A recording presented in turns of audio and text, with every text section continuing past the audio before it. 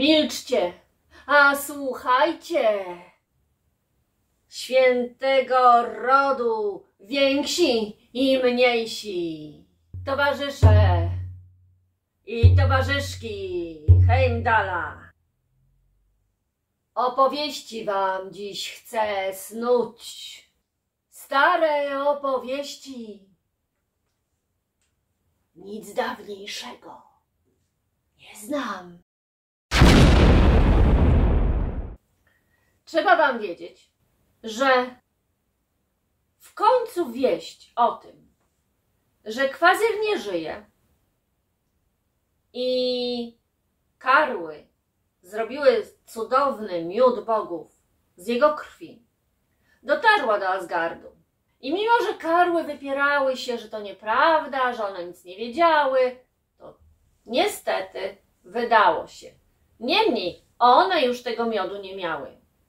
Bogowie zaczęli szukać, bo przecież uważali, że to do nich należy ten miód Kwazira. I w końcu Odyn dowiedział się, że miód ów strzeże olbrzymka Gudrun w pewnej tajemniczej jaskini. Zamienił się więc w orła. Rozpostarł skrzydła i pofrunął. Długo szukał i miał dużo przygód, ale tych nie będę wam teraz opowiadać. Opowiem wam za to, jak dotarł na miejsce.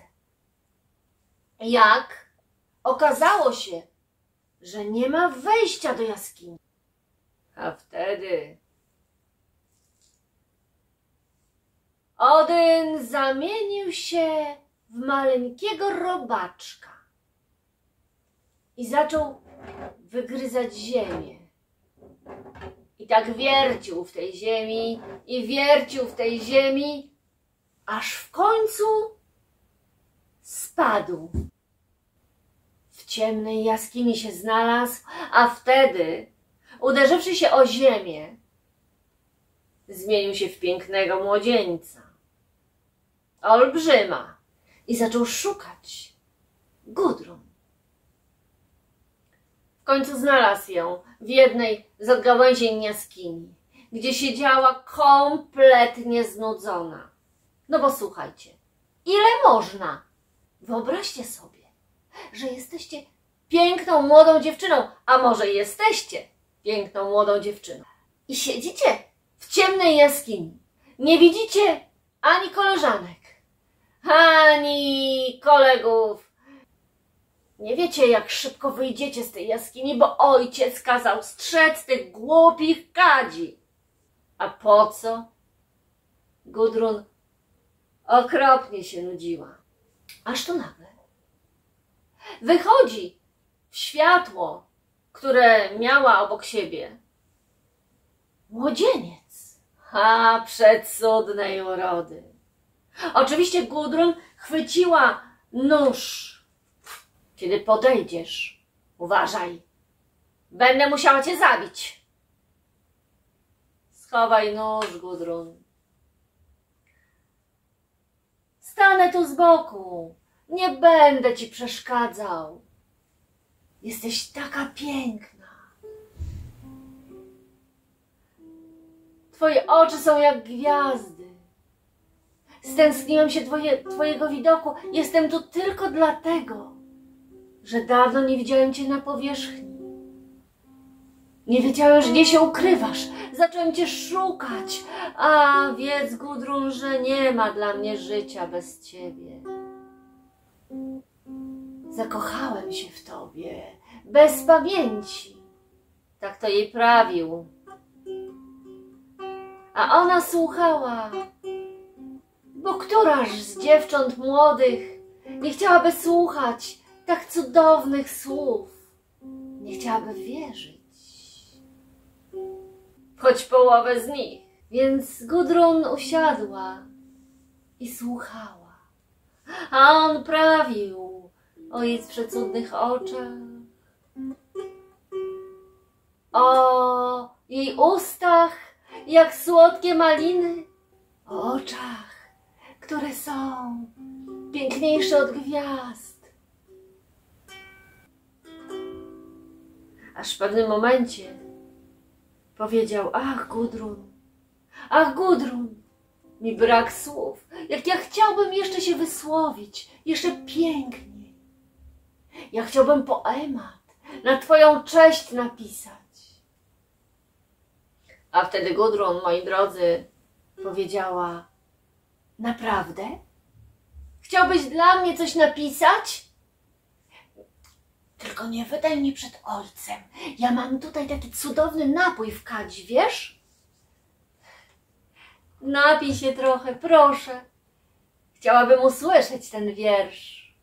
I Odyn wtedy pociągnął łyk, ale wiecie, to był boski łyk. Niechcący wypiłem całą kadź, Gudrun, wybacz mi. Ale czuję, jak wzbiera we mnie moc, jak zaczynają słowa wylatywać. O Gudrun, jesteś taka piękna, jak letni poranek. Twoja postać, jak mgła, delikatna i ulotna. Ach, śpiewam na twoją cześć, Gudrun, coraz piękniej. A Gudrun chciała słuchać, a Gudrun chciała wierzyć w te piękne słowa. I tak mu płynął czas, ale Odyn mówi: ach, piękna ty moja, chciałbym piosenkę jakąś na twoją cześć, ale słów mi już znowu brakuje. A Gudrun mówi: nie martw się, mam jeszcze jedną taką kadź, tylko już tym razem nie wypij wszystkiego. Pochyl się, mój miły, i napij. A wtedy Odyn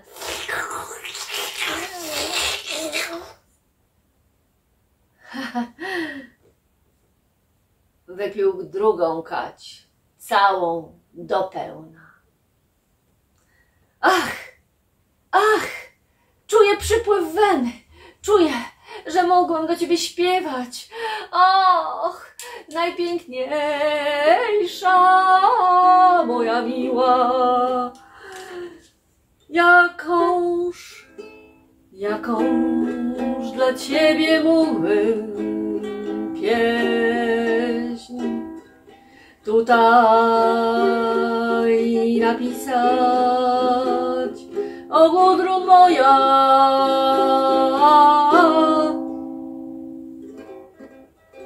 no i wiecie, śpiewał, czy pięknie, czy nie pięknie. Dla dziewczyny cudownie. Aż w końcu znów mu zabrakło słów. I oczarował dziewczynę tak, że podała mu trzecią kadź. I wypił tą trzecią kadź. I zaczął całować jej usta. Bo mówił, że chciałby najpiękniej pieścić ją. Aż w końcu mówi: Gudrun, kochanie, chciałbym z tobą pod gwiazdami noc spędzić, ale wiesz, nie wiem, jak wyjść z tej jaskini. A wtedy ona mówi: chodź ze mną. I podała mu dłoń. I poprowadziła go tajnym wyjściem, które tylko ona i ojciec znali, na zewnątrz. A tam rzeczywiście noc. A tam rzeczywiście gwiazdy migotały tak pięknie. To jedna, to druga, i trzecia. I słuchajcie, usiedli. Ale kiedy już usiedli, kiedy Odyn znów zaczął mówić, a Gudrun przymknęła oczy, on nagle zamienił się w orła i rozpostarł skrzydła. I pofrunął ku murom Asgardu, za którymi stały już puste 3 kadzie, które kazał przygotować. I frunie, i pędzi, ile sił. Ale wtedy Gudrun zaczęła krzyczeć. Rozdarła się. Jak to? Ucieka jej kochanek. Nie daj Boże, ojcze, ojcze, krzyczała Gudrun. A kiedy ojciec przyszedł, opowiedziała, co się stało. I choć powinien był ją ukarać, to teraz najważniejsze było złapać Hultaja. Więc i on uderzył się o ziemię. I ojciec Gudrun, olbrzym, zamienił się w orła. Ale był większy. Jego skrzydła sięgały dalej, dalej. I frunął. Gonił Odyna. I pędzi mniejszy orzeł.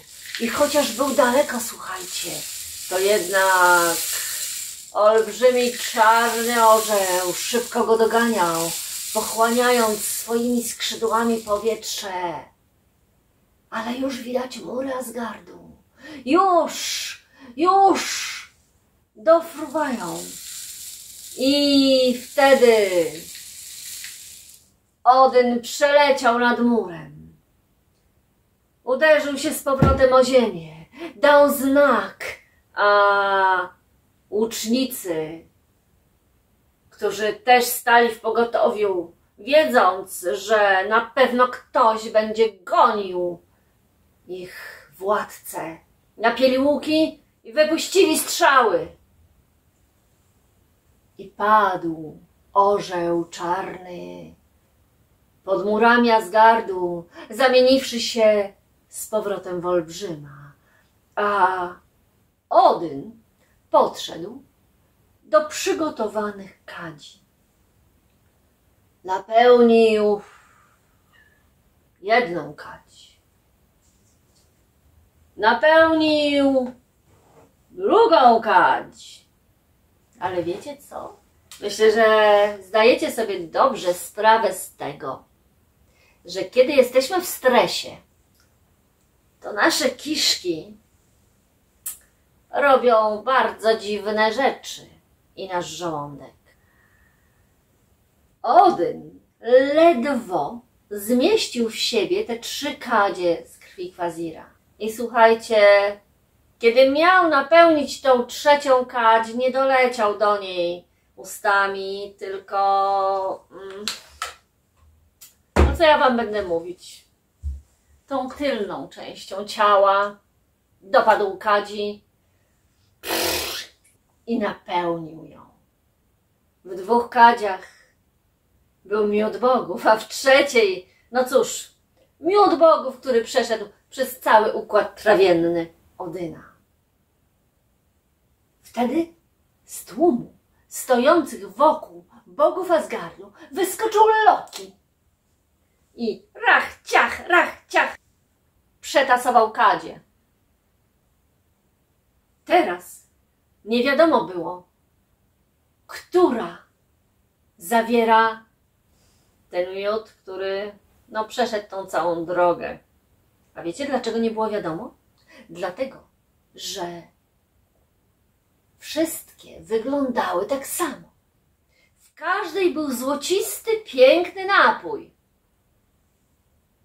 Wiecie, bogowie czasem dają nam się napić cudownego miodu, który podwyższa nasze zdolności, który sprawia, że wznosimy się na wyżyny sztuki albo rzemiosła. Tyle tylko, że mamy 2/3 szans, że napijemy się z tej właściwej kadzi, a 1/3, że napijemy się tej przetworzonej.